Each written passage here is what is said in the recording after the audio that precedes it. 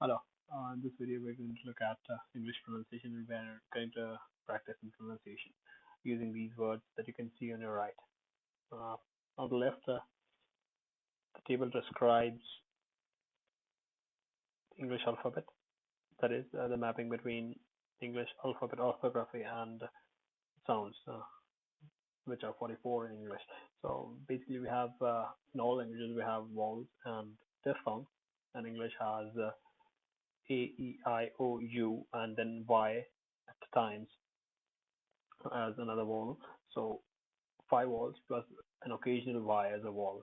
So these six letters represent vowels, but they also represent many other sounds. I mean, they can be mapped to more than one sound. That's the point. And I don't see a point telling you about international phonetic alphabet and everything. That's a different alphabet that you have to remember, and it's more work. And from my experience, I can say that once you know that one letter can be mapped to many different sounds, for example, A can be pronounced in different ways, the long A and short A, for example. If you have a system of spelling in which the length of the vowel and its other characteristics can be represented, for example, in Spanish or in French, there's the accent. In French, there are three accents. You can tell how long or how short all it's going to be, then that's fine. But in English, we don't have that. And so it's ambiguous or it's uncertain, or you can be confused when to pronounce a certain word in a certain way. And in fact, it's best to look up the pronunciation while studying English because English has a lot of borrowings and so on. We'll look at these important points one by one, and then we'll look at the examples. First of all, let's look at some notes relating to English pronunciation. So, notes on English pronunciation.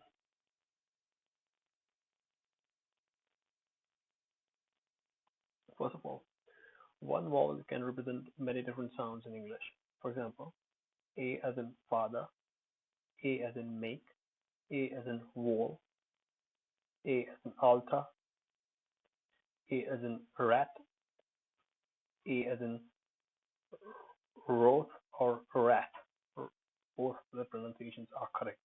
And I'm not sure which one is the received pronunciation, but this WRATH, meaning intense anger, can be pronounced both as wrath and wrath. Next, polysyllabic words, that is, words that contain more than one vowel or diphthong. For example, this definition isn't very precise. Polysyllabic words are those words that contain more than one syllable. And the nucleus, it is agreed among scholars and experts on the subject, they agree that the nucleus of a syllable is a vowel.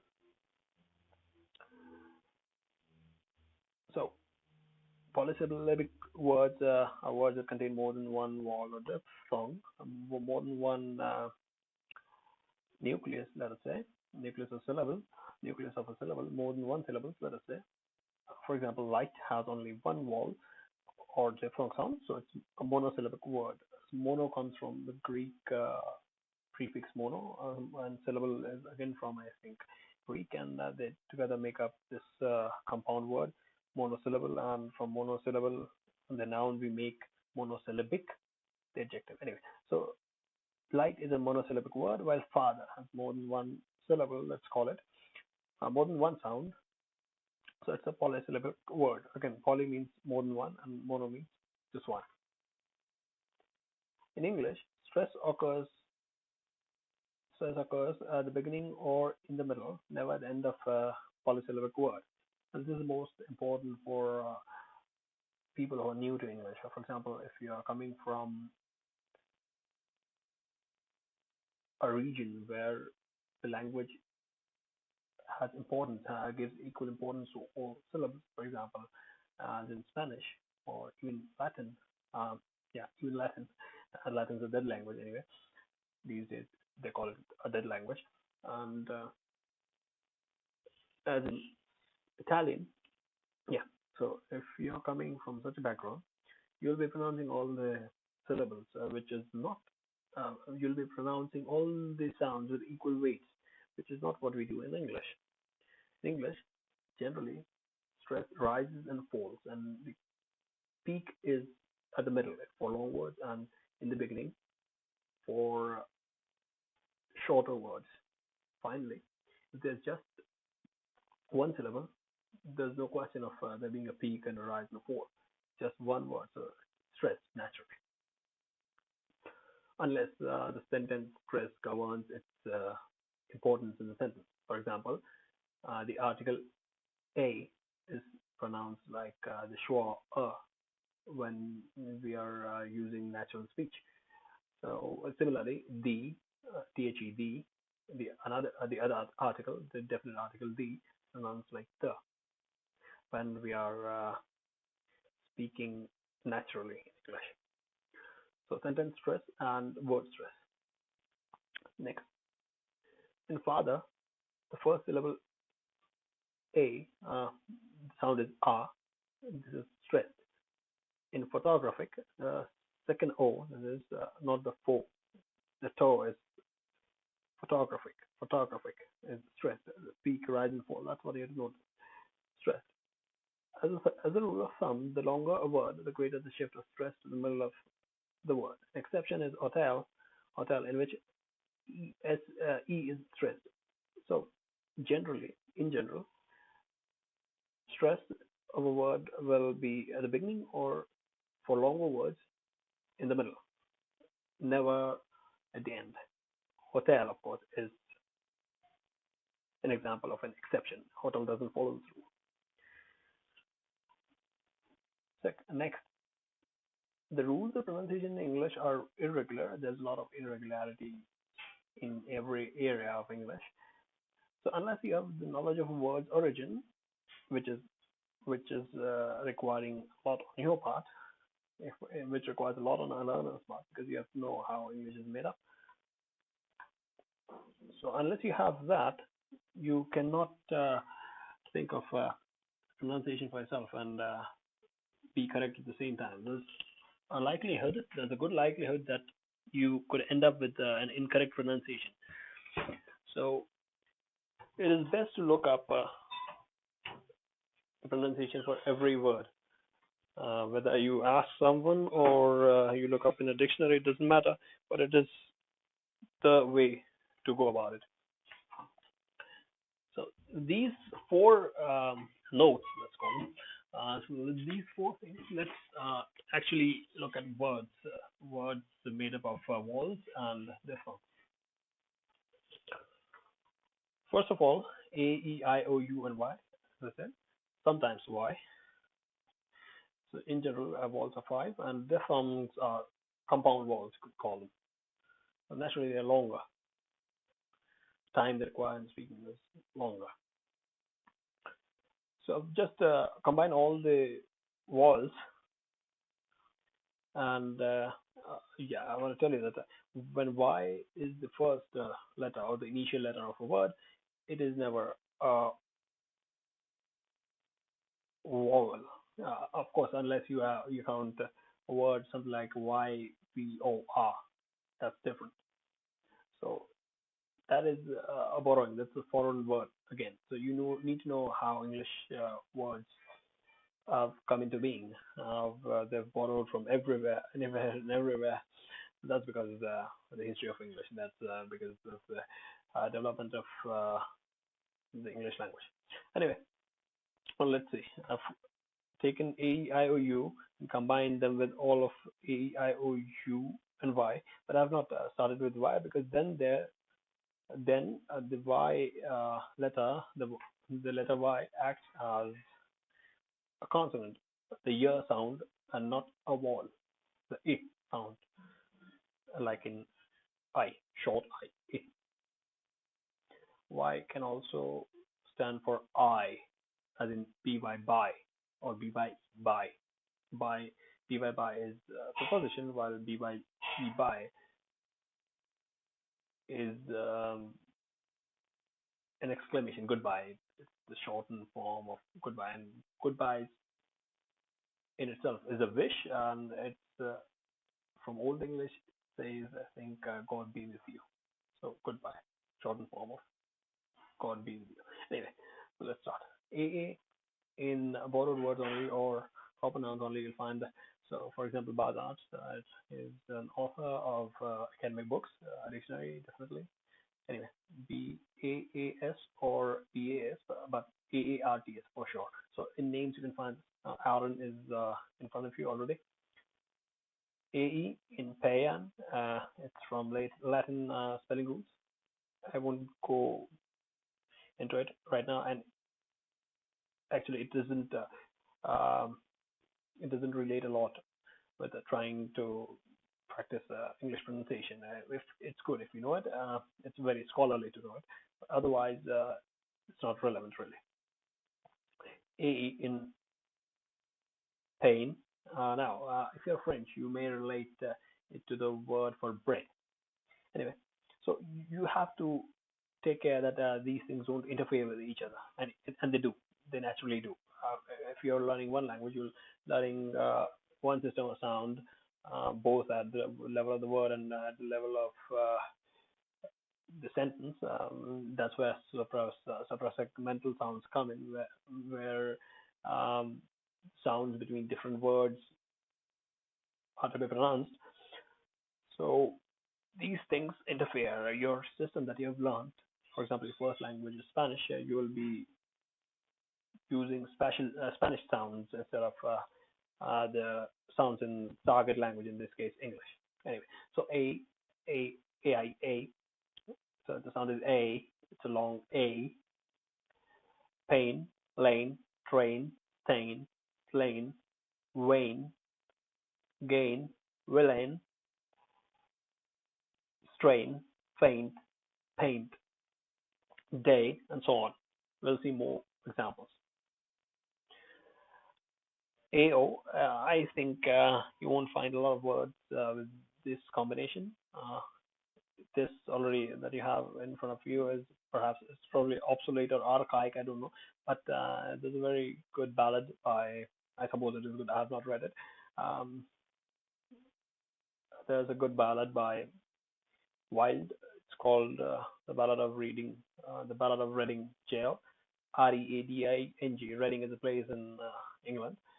So the Ballad of Reading Jail. Anyway, that's extra, and I should return to this. AU as in aunt or auntie.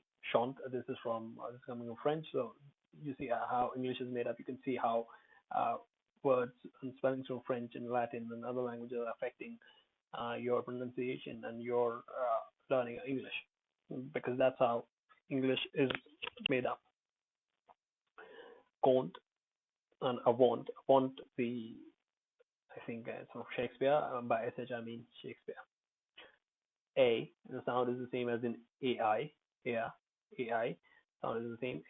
Day, lay, fray, stray, ray, bray, bay, nay, say, and stay, and so on. There can be many other words. You'll learn more and more as you learn English. EA is sounded like ear. So that's dear, clear, but it is also bread. It is also beat. It is also sounded like treat, beat as in treat, or treat as in beat, and then bread and dread and spread. So EA maps to ear as well as short let or bread. So these two sounds, and then long E. So treat or beat, and so on. So we see that A can be pronounced as three different sounds. First, ear. Second, third,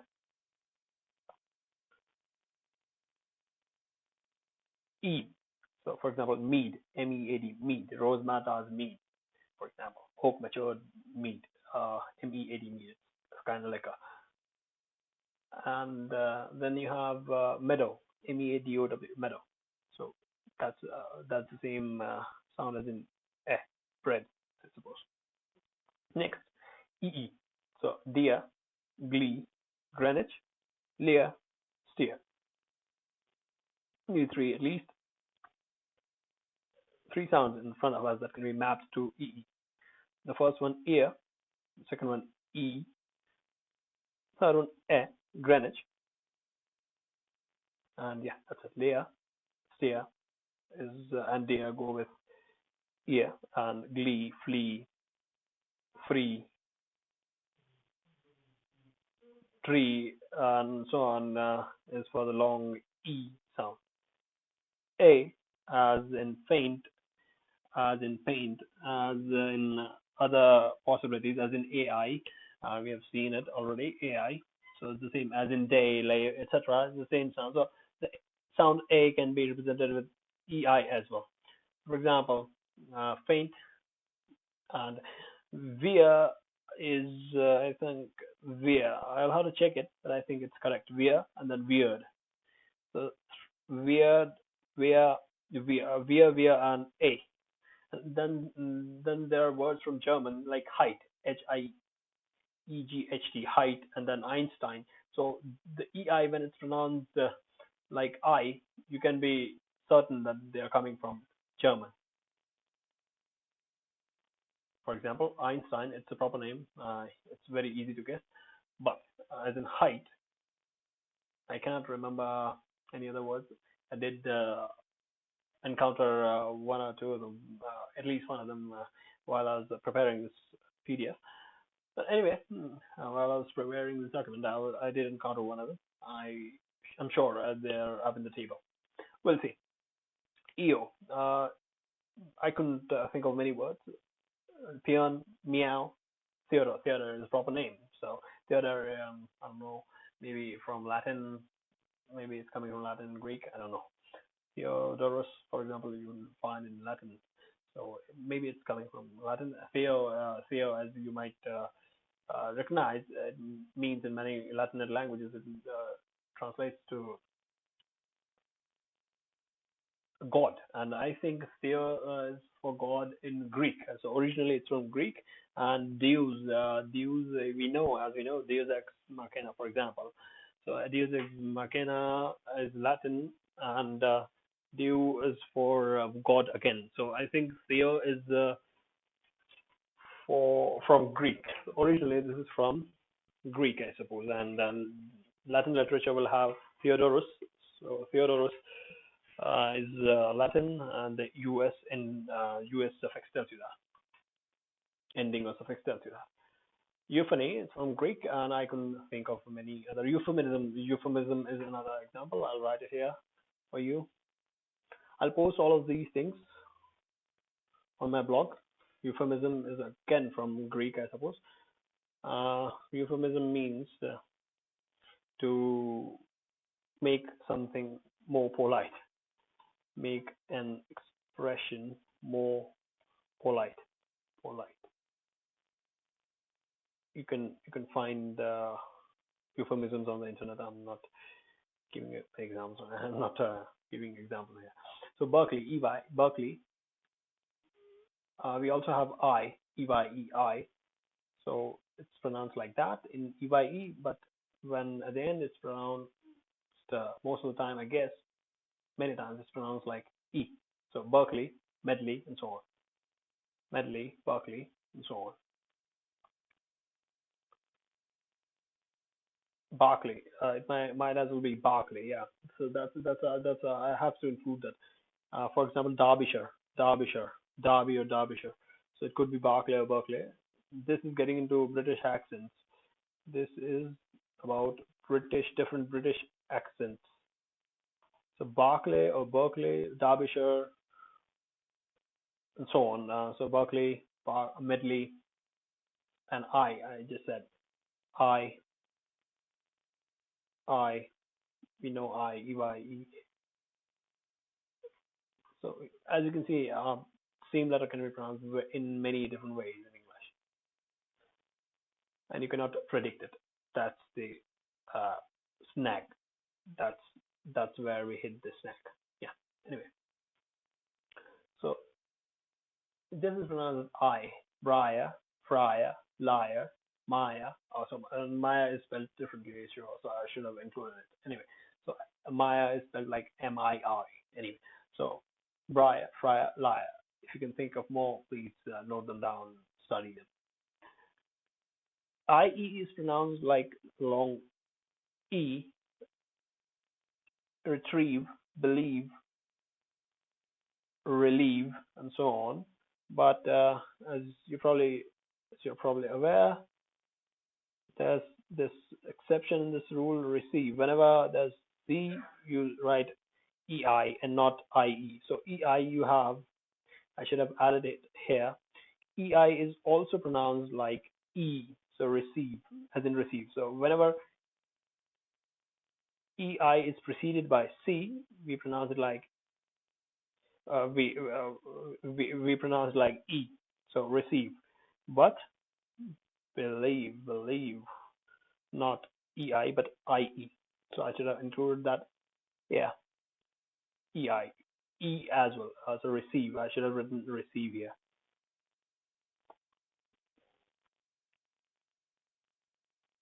Again, we are done with Barclay and Medley, Library, okay. Okay, IE is done. Retrieve, believe, relieve. I think another word is peer. Peer. Can you think of peer? Yeah, peer is another word. So that's another sound. So retrieve, believe, and relieve, then peer. Peer. P-I, ear. Ear is also spelled like I-E. Yeah. So we saw E-E, E-A, and then even veer, and then we can see I-E. So peer. Yeah, peer. Please look up the meaning. Okay.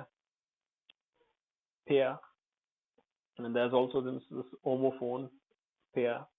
That's pair, I suppose. Pair. This is the homophone. This goes with. Find out what this is. Okay. A definite homophone for pair is this, but I would like you to find out what this pronunciation is. Pair and pair.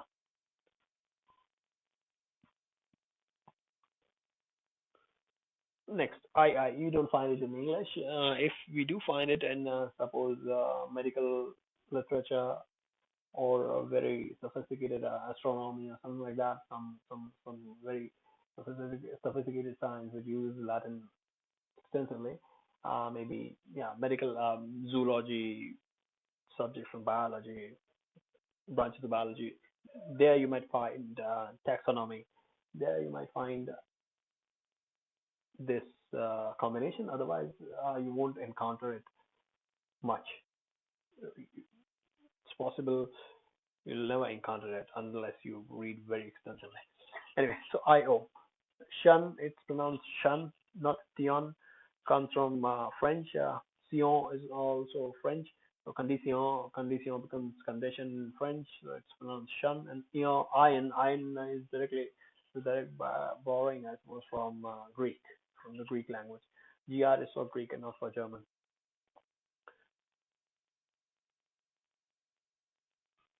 And so on. There are suffixes where you will find these combinations. For example, chiffonia.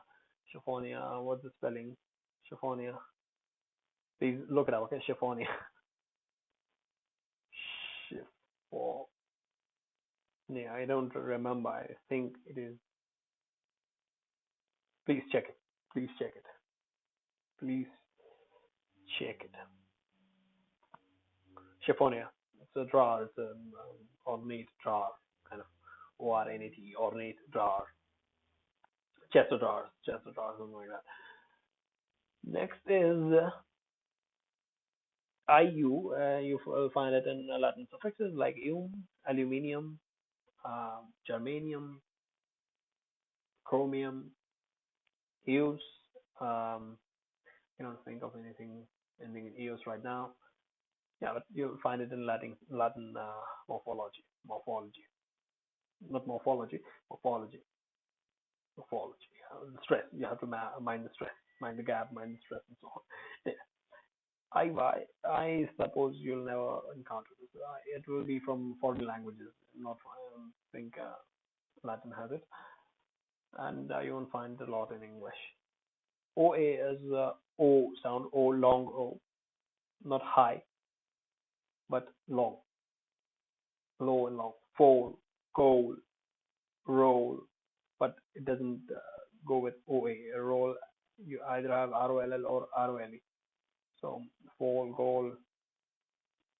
I cannot think of many words right now.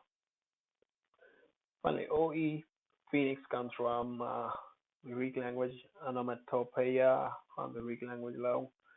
Again, flow, slow, row, you'll find these words, but there are different pronunciations. You see, so on onomatopoeia and the Phoenix, and then four row and slow, do different sounds again. Oi, oi, oi, foil, spoil, soil, foil, soil, spoil, toil, broil, oil. I cannot think of any other words at the moment. And oo, it's it goes for oo as well and o as well. So the short o and long oo. So book, shook, cook, crook. Shook is the past tense of shake. Shook, shake, shaken, shaking, to shake. Forms of verbs in English. So book, shook, cook, crook, look, brook, hook, nook, rook. The rookery, for example, from Charles Dickens's novel David Copperfield. Stoop, the long oo.